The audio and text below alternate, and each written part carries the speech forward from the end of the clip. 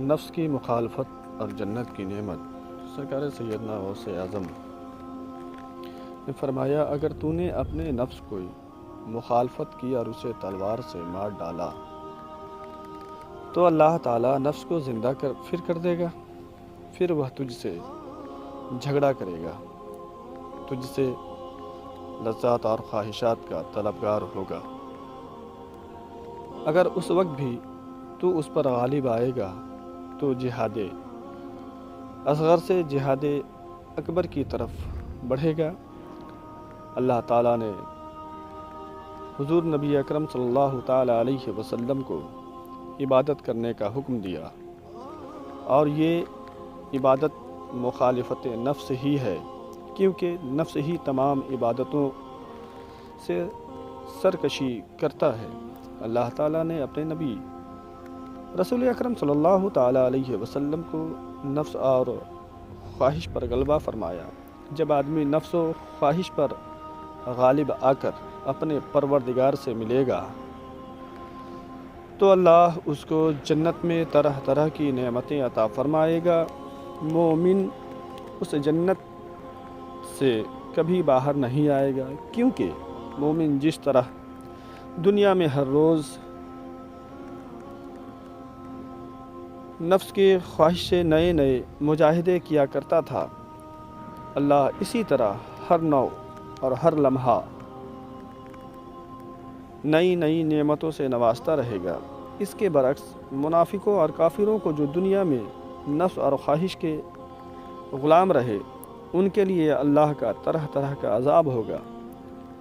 اللہ انہیں عذاب میں رکھنے کے لیے ان کے جلدیں اور کھالیں بدلتا رہے گا۔ جنتیوں کو نو بنو نعمتوں سے نوازتا رہے گا۔ اللہ تعالیٰ مومنوں کو کافروں کے لیے بنائی گئی آگ سے محفوظ رکھے گا، دونوں کو ان کے اعمال کا بدلہ ملتا رہے گا۔ حضور نبی کریم صلی اللہ تعالیٰ علیہ وسلم کا ارشاد ہے، دنیا آخرت کی کھیتی ہے، اسی لیے اس کھیتی میں جو کچھ بونا ہے وہ سوچ سمجھ کر بونا چاہیے، کیونکہ آپ جیسا بوئیں گے ویسا ہی کاٹیں گے۔ تو دنیا میں بہت سوچ سمجھ کر کے اپنے نفس کے ہر چیز کو پوری کی جائے، ایسا نہیں ہے۔ تو اس نفس کو سمجھنے کے لیے آپ کو شریعت مطہرہ کی پابندی کرنی ہوگی۔ جب آپ اپنے شریعت پہ قائم رہیں گے، اپنے شریعت کی کتاب کو پڑھیں گے، اللہ اور اس کے رسول کے اقوال کو پڑھیں گے، تب آپ کو سمجھ میں آئے گا کہ کس چیز سے بچنا ہے، کس چیز کو کرنا ہے، کہاں پرہیز کرنی ہے۔ تو آپ جو ہے اپنے اسلامی جو کتابیں ہیں، جو آپ پہ فرض کیا گیا ہے علم دین کا حاصل کرنا، آپ اس سے اپنے بچوں کو ضرور جو ہے اس کی طرف دھیان دلائیں اور خود بھی پڑھیں، بچوں کو بھی پڑھوائیں۔ میں یہ نہیں کہتا کہ دنیاوی علم کو آپ چھوڑ دیں، بلکہ یہ بھی آپ کے لیے ضروری ہے، لیکن دنیاوی علم میں جو آپ جانیں گے وہ پھر آپ کے لیے آگے چل کر کے نفع تو دے گا، لیکن پھر جو آپ کی آخرت کی زندگی ہے وہاں آپ کو نفع دے یا نہ دے یہ کہنا مشکل ہو جاتا ہے۔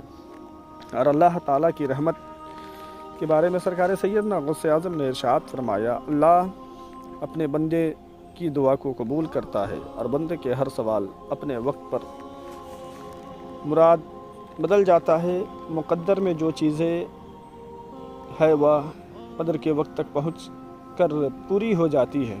اللہ تعالیٰ ہر روز اللہ تعالیٰ کی ہر روز نئی شان ہے۔ اللہ تعالیٰ کسی کو کوئی نعمت عطا کرتا ہے، دیتا ہے، بلکہ اپنی رحمت سے عطا فرماتا ہے۔ قضا کو دعا لوٹا دیتی ہے، اور دعا بھی اللہ اپنی رحمت سے ہی قبول فرماتا ہے۔ حدیث نبوی صلی اللہ تعالیٰ علیہ وسلم ہے کہ حضور نبی کریم صلی اللہ تعالیٰ علیہ وسلم اور دیگر لوگ اللہ تعالیٰ کی رحمت ہی سے جنت میں داخل ہوں گے۔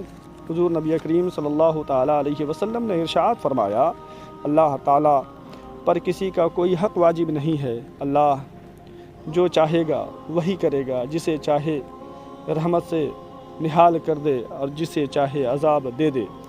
عرش سے تحت الثری تک جو کچھ ہے وہ سب اللہ کے قبضہ قدرت میں ہے، سب مخلوق اسی کی ہیں، اسی نے بنایا ہے، اللہ کے سوا کوئی خالق نہیں۔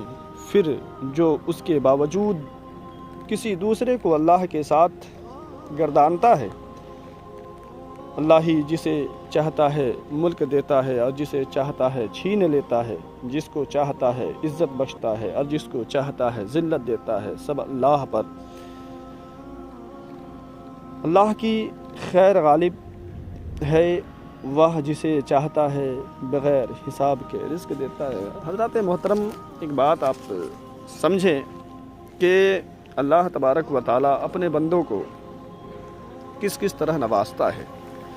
میں آپ کو ایک بات بتا دوں کہ اللہ تبارک و تعالیٰ نے ہمیں جس مقصد کے تحت پیدا کیا ہے، ہم اس پہ ناکام ہیں الا ماشاء اللہ۔ میں ایک بات بتاؤں کہ ہر چیز کا ایک مشن ہوتا ہے، تو رب نے ہمارے زندگی کا جو مشن دیا ہے نا، خالق کی عبادت، مخلوق کی خدمت، تو نہ ہی ہم خالق کی عبادت کر پاتے ہیں، اور اگر مخلوق کی خدمت بھی کرتے ہیں نا تو ہمارا اس میں ریاکاری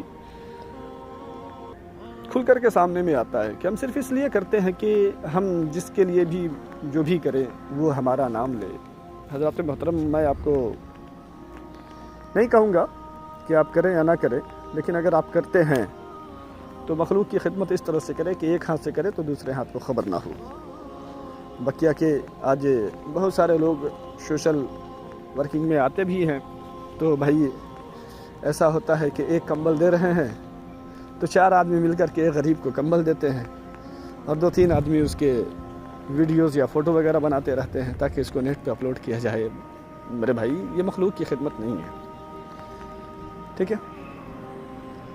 تو کریں آپ، میں یہ نہیں کہتا، لیکن جو بہتر ہو، جو صحیح طریقہ ہے اس طریقے سے کریں۔ اس لیے کہا نا کہ علم دین کا حاصل کرنا ضروری ہے آپ پہ۔ اگر آپ علم دین حاصل کیے ہوتے نا تو شاید کہ آپ اس طرح سے نہیں کرتے کہ ایک کو دے کر کے 2 آدمی ایک کمبل دیتے اور 2 آدمی فوٹو اٹھاتا اور سوشل میڈیا پہ آتا، وہاں سے واہ واہیں آپ کو ملیں گی۔ تو برائے مہربانی یہاں تو مل جائے گا، لیکن پھر جس کام کے لیے آپ نے کیا ہے نا، جو آخرت کا جو حکم ہے، وہ اس پہ آپ اس پہ کامیاب نہیں ہو پائیں گے۔ تو بارہا میں یہی کہوں گا آپ سے، اور انشاءاللہ عز و جل آپ لوگ اس بات پہ عمل بھی کریں گے، اللہ نے چاہا تو، کہ آپ لوگ جب مخلوق کی خدمت کریں گے نا تو پھر ایک ہاتھ سے کریں گے تو دوسروں کو خبر نہیں ہوگا۔ ایسا ہی اگر آپ مشن بنا کے کام کرتے ہیں تو انشاءاللہ میں امید کرتا ہوں کہ آپ بھی کامیاب رہیں گے، اور جن کے لیے آپ نے کیا ہے وہ پھر دل سے آپ کے لیے اتنے دعائیں دیں گے نا کہ اللہ تبارک و تعالیٰ آپ کے تمام تر پریشانیوں سے آپ کو نجات دلاتا ہوا نظر آئے گا۔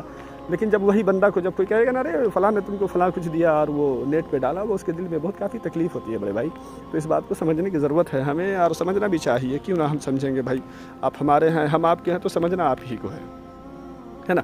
اور انشاءاللہ امید کرتا ہوں کہ آنے والے ویڈیوز میں بھی، آنے والے بیان میں بھی آپ ضرور سنیں گے اور ہمارا بھی ساتھ دیں گے۔ انشاءاللہ میں کوشش کروں گا کہ تھوڑا آپ تک تھوڑی باتیں آپ تک کے پہنچاؤں جو آپ کے لیے بھی ضروری ہو اور ہمارے لیے بھی ضروری ہو۔ بس نیت خالص یہ کہ اللہ تبارک و تعالیٰ ہمارے اس کام سے راضی ہو کر ہمارے لیے آخرت کا ذریعہ بنا دے، اور جو لوگ بھی اس کو سنتے ہیں اور دوسروں تک پہنچاتے ہیں، دعا کرتا ہوں کہ اللہ تبارک و تعالیٰ تمام تر کے اعمال میں، نیکیوں میں اضافہ عطا فرمائے، اور اچھے اخلاق سے تمام تروں کو زندگی گزارنے کی توفیق و رفیق عطا فرمائے، نماز 5 وقتہ باجماعت ادا کرنے کی ہم لوگوں کو توفیق و رفیق عطا فرمائے، اور ہم لوگ اپنے نفس کو اپنے قابو میں رکھا کریں انشاءاللہ عز و جل۔ پھر آنے والے نفس کے متعلق آنے والے وقت میں پھر اس پہ بیان کریں گے۔ السلام علیکم ورحمۃ اللہ۔